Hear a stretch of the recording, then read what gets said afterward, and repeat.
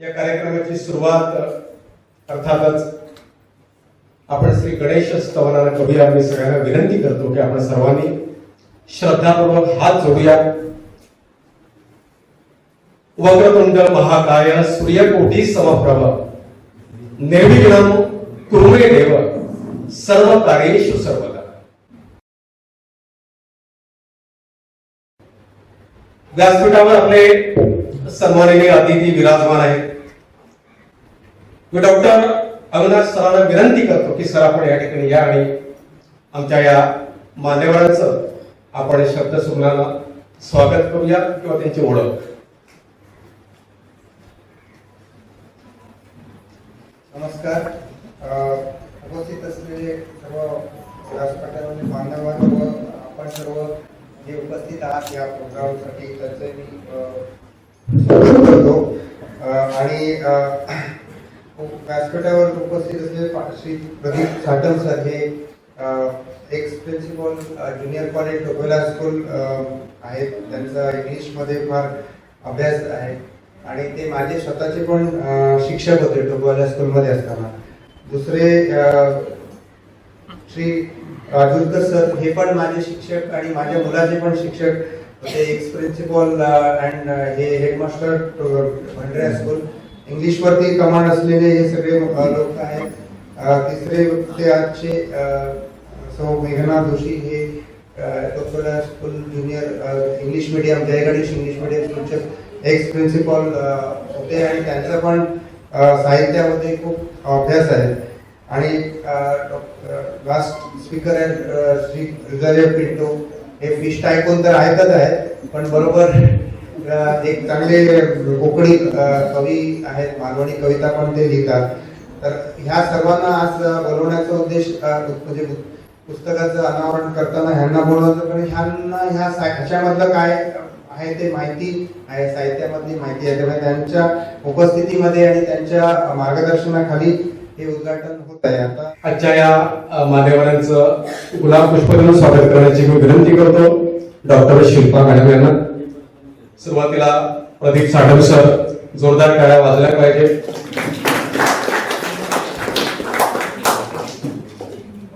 त्यानंतर Y R लासूरकर sir,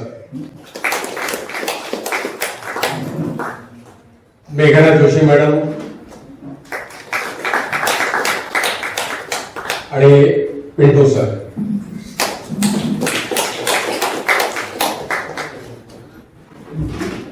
पुन्हा एकदा मान्यवरांचं स्वागत तर झालेलंच आहे। आपण वेळात वेळ काढून आजच्या या कार्यक्रमाला उपस्थित राहिलात त्याबद्दल आपलं सुद्धा शब्दसुमनानं आम्ही या ठिकाणी स्वागत करतो। या शुभ्र वस्त्रावृता या वीणावर दंड मंडित करा, या श्वेत पद्मासना या ब्रह्माच्युत शंकर प्रभुतीवे दैवे सदा वंदिता सामापातु सरस्वती भगवती निशेष जाण्या पहा। हे ज्ञानदायी प्रकाशन सोहळा हा वेगळ्या पद्धतीने तिने होतोय। मी सगळ्या मान्यवरांना व्यासपीठावरच्या विनंती करतो की आपण सर्वांनी त्या ठिकाणी एका छान फडक्यामध्ये एक गोष्ट लपलेली आहे, ती गोष्ट आपण चौघांनी मिळून आपले जे वक्ते आहेत त्या चौघांनी मिळून अलगद एक साथ एकाच वेळी आपण ती बाजूला करायची आहे।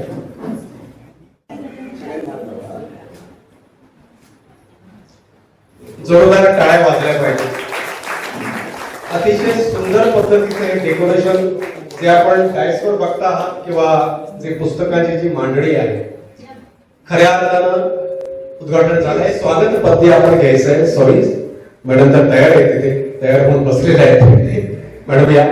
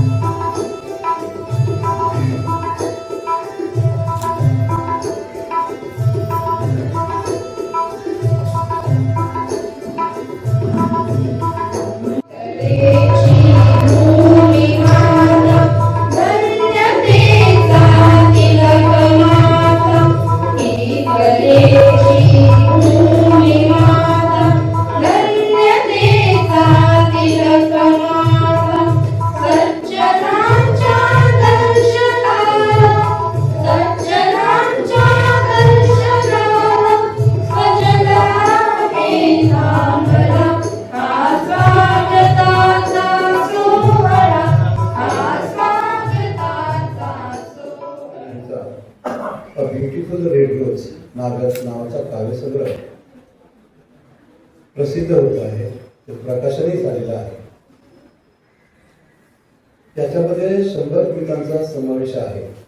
त्यातील काही कवितांचं मी या ठिकाणी थोडक्यात समीक्षण केलेलं आहे, ते लिहून मी आणलेलं आहे. आपल्यासाठी मी या ठिकाणी ते वाचून देतो. A beautiful red rose written by Dr. Shilpa Dhatiye. A beautiful red rose is a content of 100 poems. A beautiful red rose is written by Dr. Shilpa Dhatiye. The poetess begins. This poem begins with a wonderful line, a beautiful line. She quotes in this poem, "A beautiful red rose, on my birthday you gave, even today years later, sweet memories say." She reveals the sweet memories forever, though the petals are fade away. She is satisfied in her life, though red rose is perishable, it has carved her life. The language is simple and absolutely free. The emotions of the poetess can be experienced. Second poem, a cup of coffee. In another poem, a cup of coffee brings the two strangers together.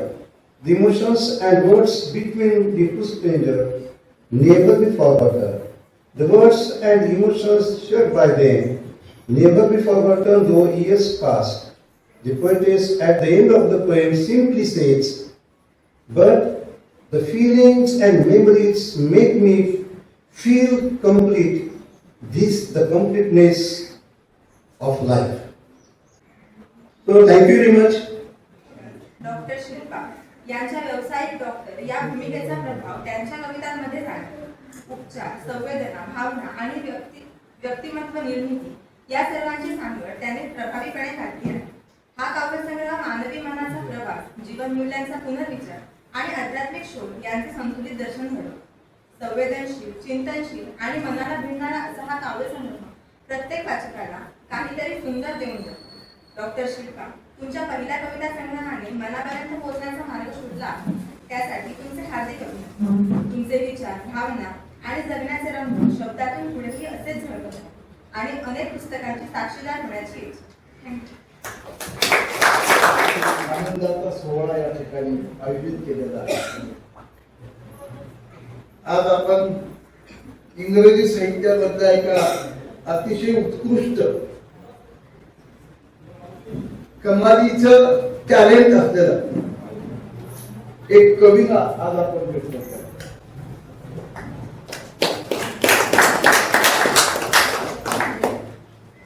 त्यांनी मला जे पुस्तक दिलं होतं त्याच्यातल्या जवळजवळ 35 कविता मी वाचल्या. हे साहित्याबद्दलचं जे प्रेम आहे ना, हे प्रेम मॅडमला कसं काय लागलं मला समजतच नाही.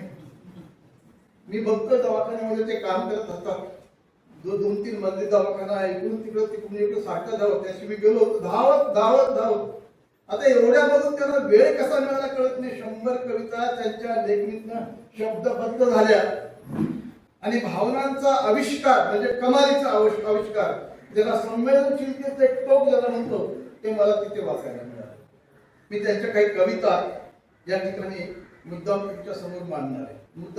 विविंग यंग माइंड्स, तरुण मन जे आहेत ना, ते आपण गुंफले पाहिजे, विव केले पाहिजे, विंदे केले पाहिजे एकत्र. जसं joy and woe are woven fine with silken twine असं म्हणतात, तसे तरुण लोकांची मन जी आहे ना, आपण ते गुंफून टाकली पाहिजे. कशात कोणी गुंफून टाकली पाहिजे?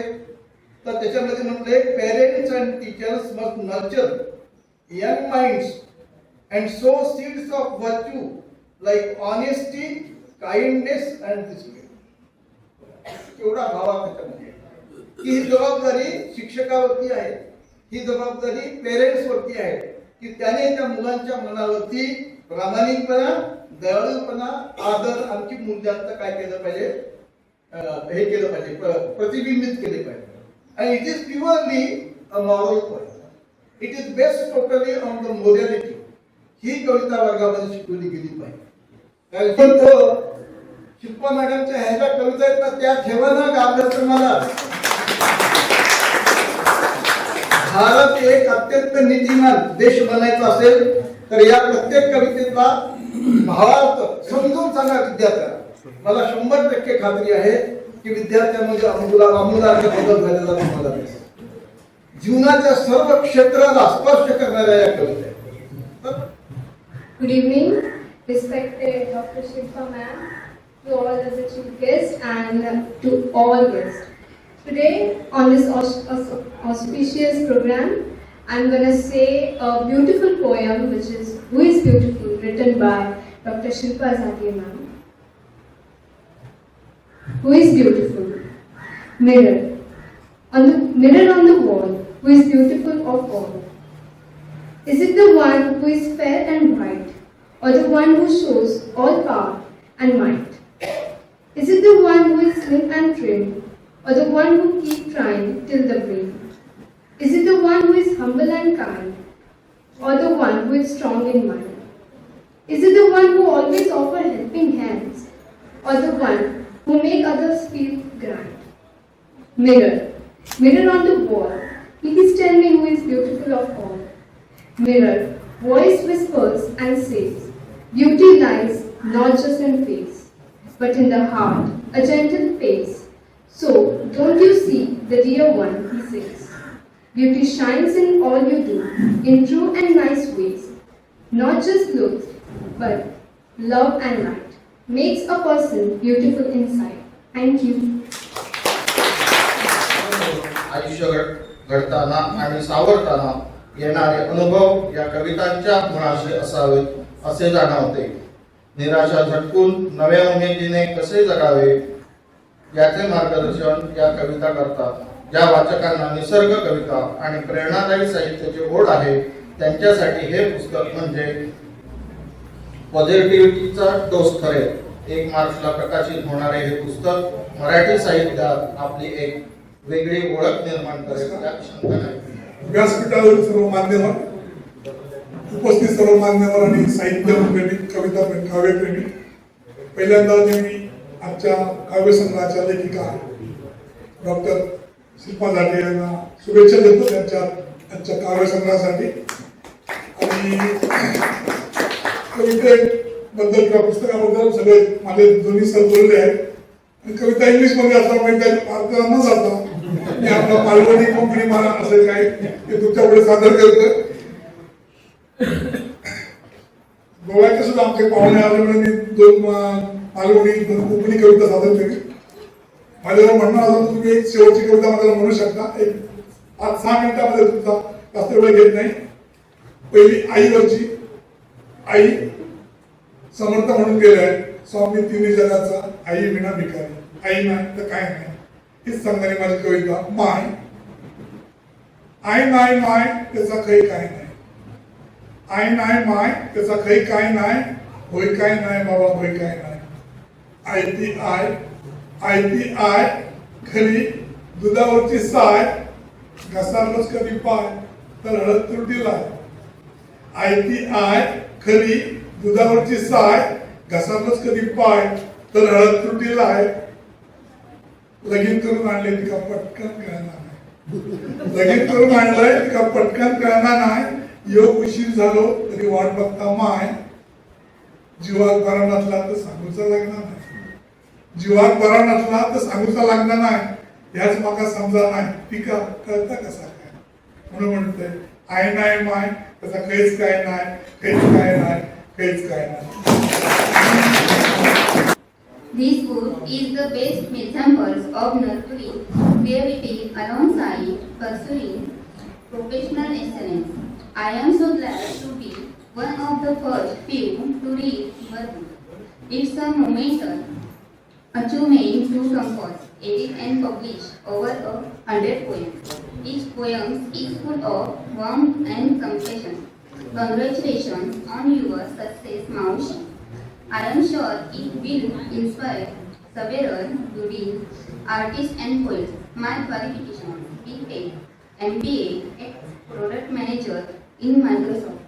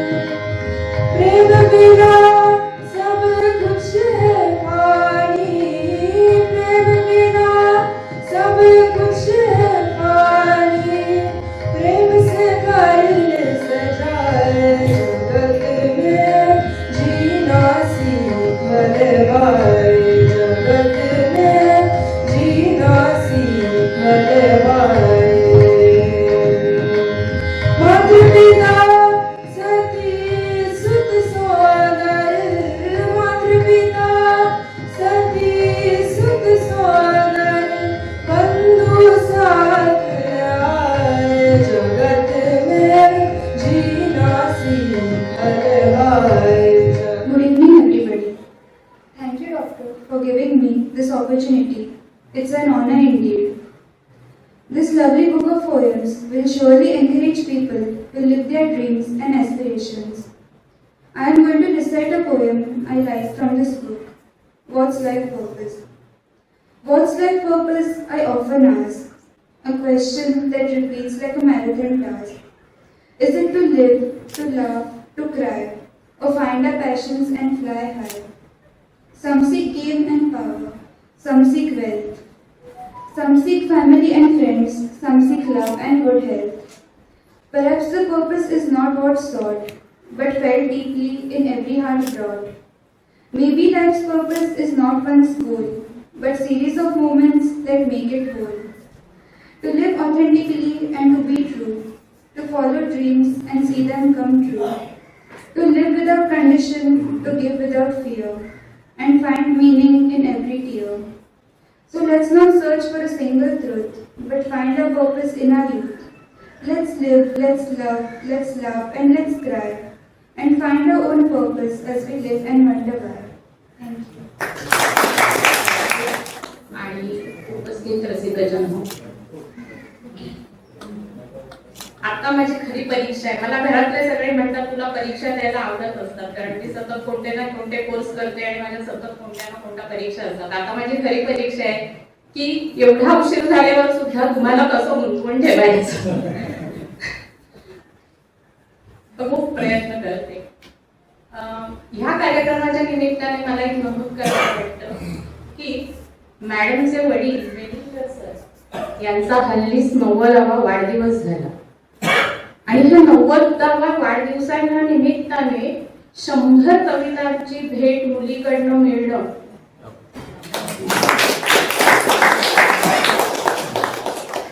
जेव्हा मी ऐकलं तेव्हा माझ्या डोळ्यात खरंच पाणी आलं होतं.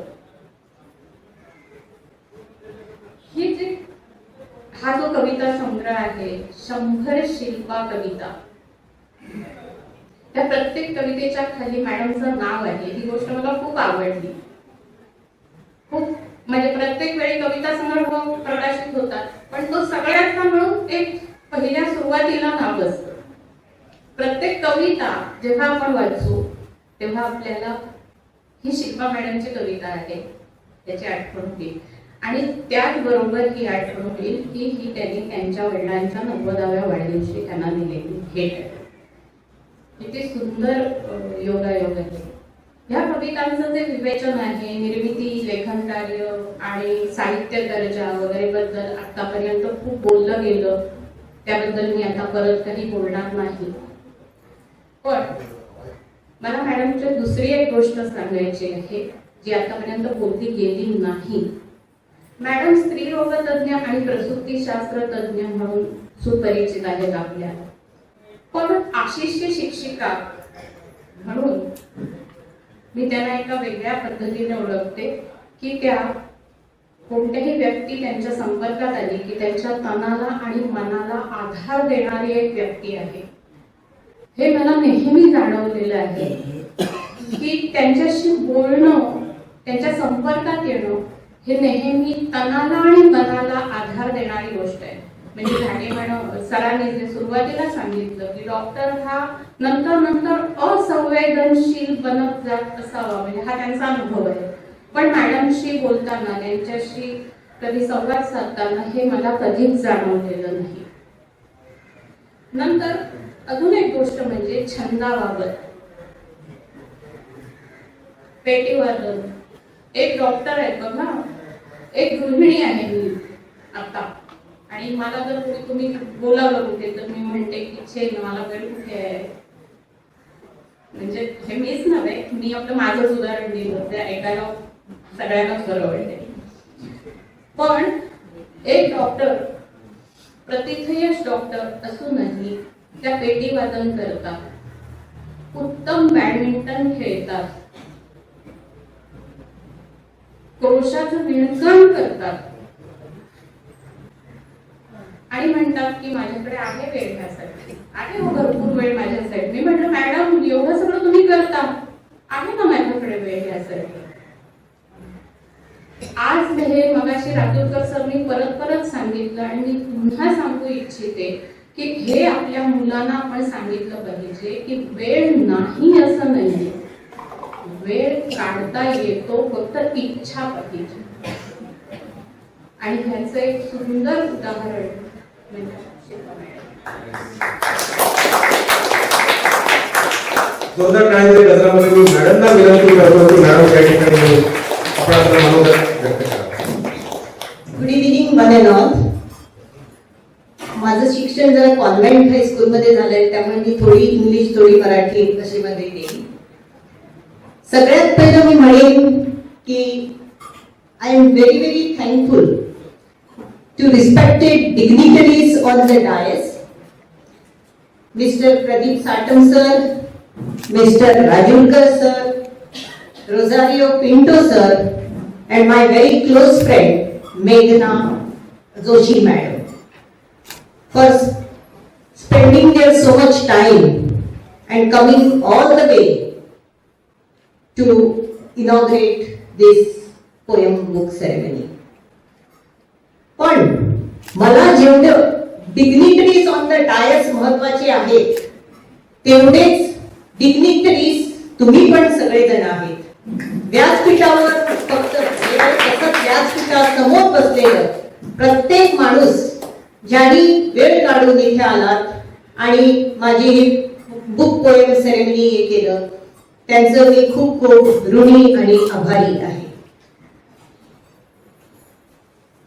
आणि एक मी सांगू इच्छिते की मी जरी ते ऍक्च्युअल पोएम्स लिहिले, त्याला तो कलर घालणं, त्याला लाईव्हलीनेस आणणं, हे काम लिलिजा अजय मुंगेकर यांनी केलेले आहे.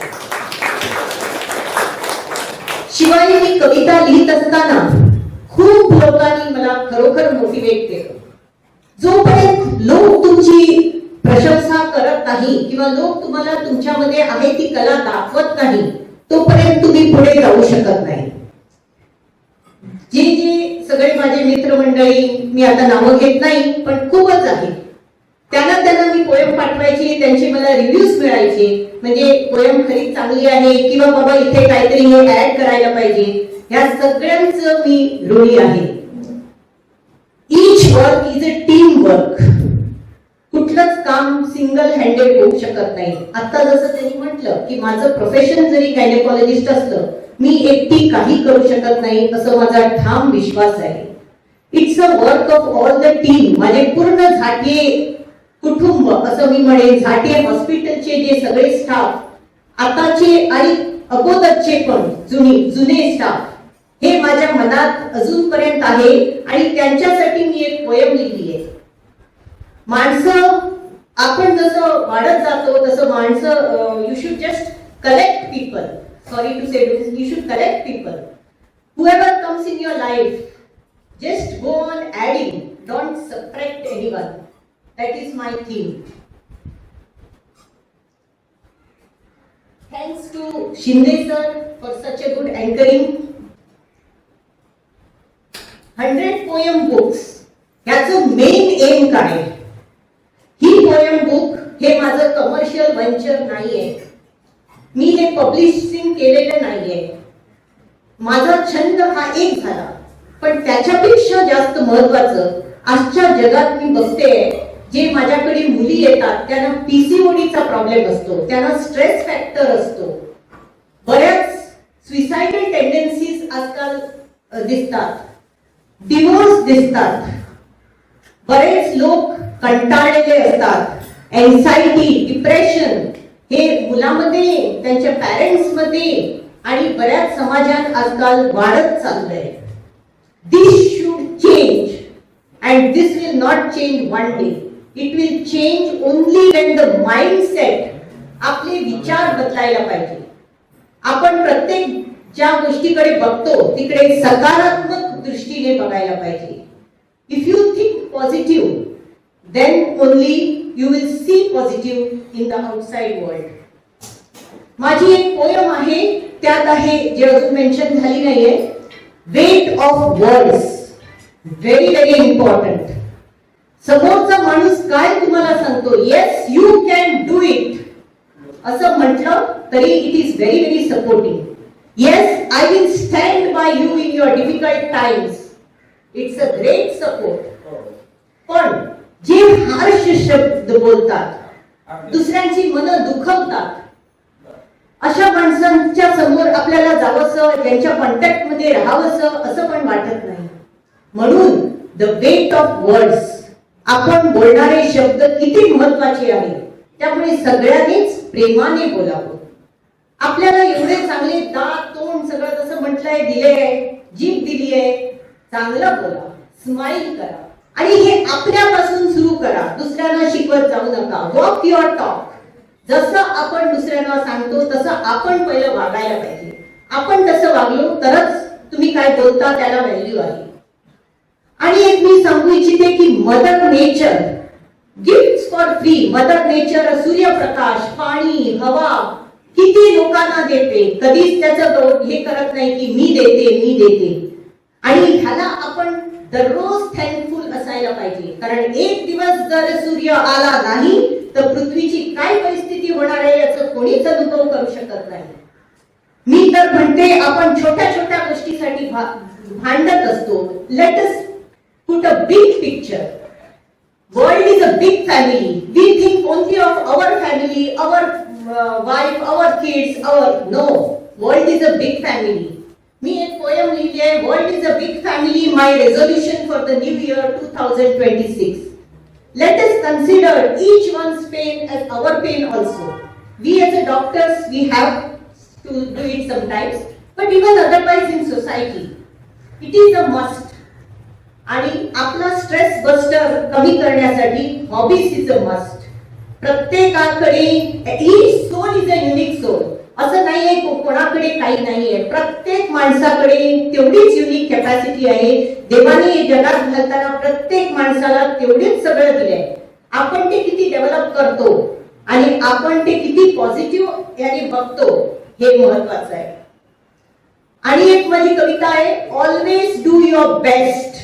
You are best. Don't compare it with anyone. Don't compete. Don't go in that rat race. But always do your best. Best can mean anything. Even if cooking, a housewife जेवण करत असताना सुद्धा ती बेस्ट कुक असू शकते. आपण जेवढं do your best in anything and nothing is impossible. Everything is possible. Only it depends upon the number of hours you put in. 10,000 hours of singing. Thakur sir नेहमी म्हणत असतात मला 10,000 तास घाल तर तू सिंगिंग पण चांगलं करशील. So it is repetition is the key to success.